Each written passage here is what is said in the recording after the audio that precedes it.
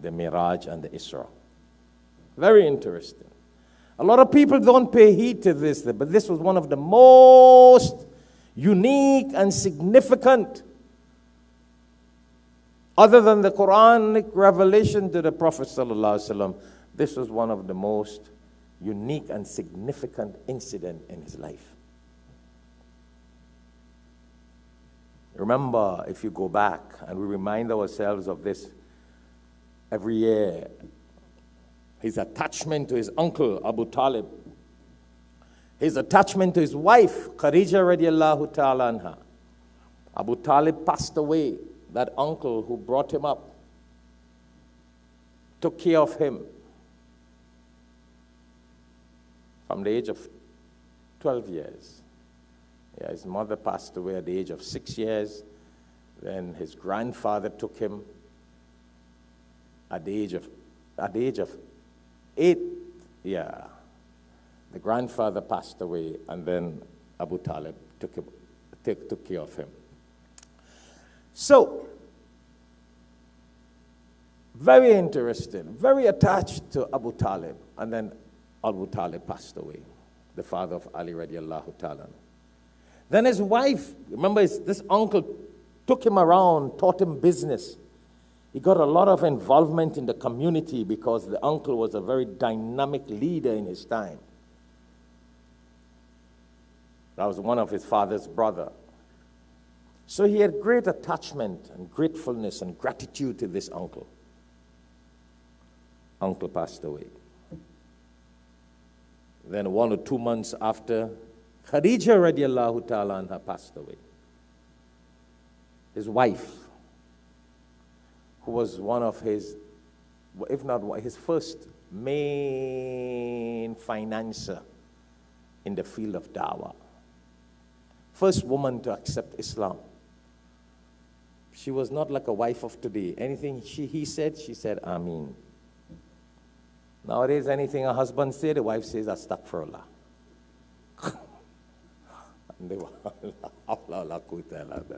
But she was a wife who was Ameen. He goes and says, we need to help the poor. She said, Ameen. So be it, inshallah. Take what you want. She was a millionaire. Yeah.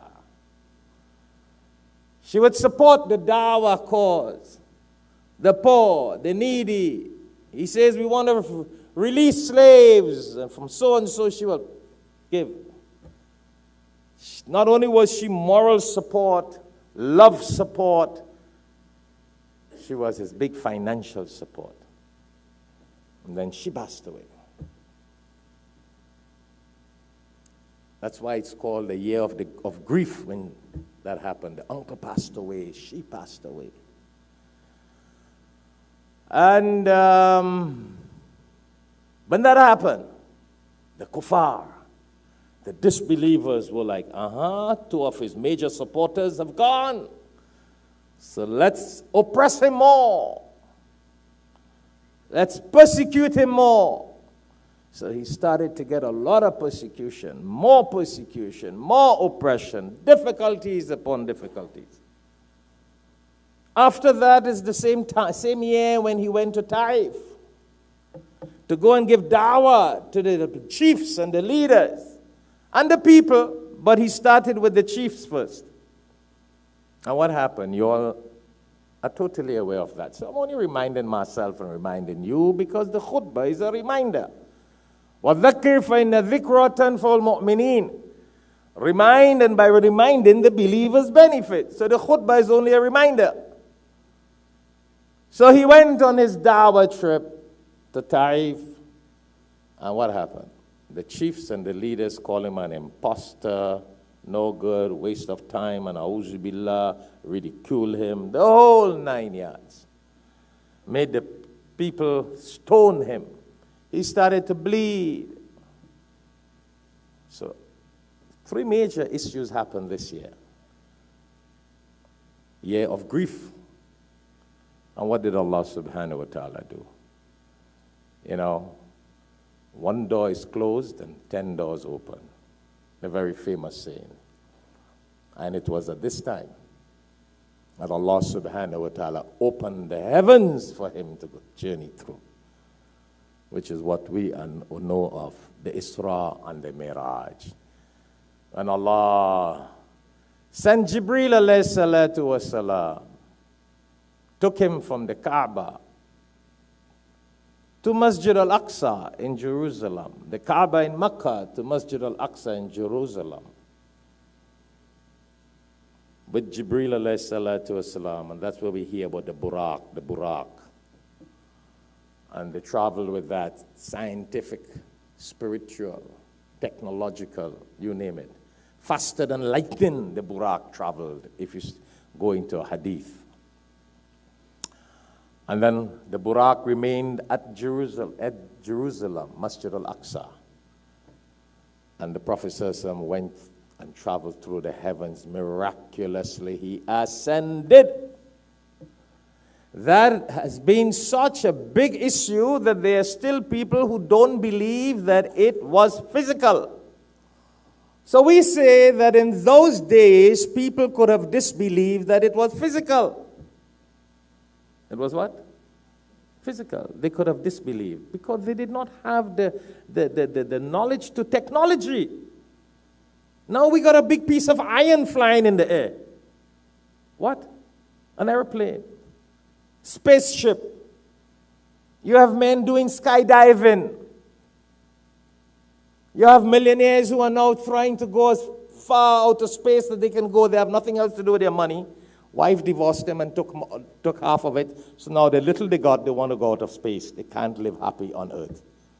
Right? Wasn't? Remember recently you got a couple millionaires, billionaires actually, who are paying anything to go out of space. And say, we have made it. There's nothing else to enjoy. So we have seen all these things in today's time. In those days, they didn't have that experience. So a lot of people denied the physical journey.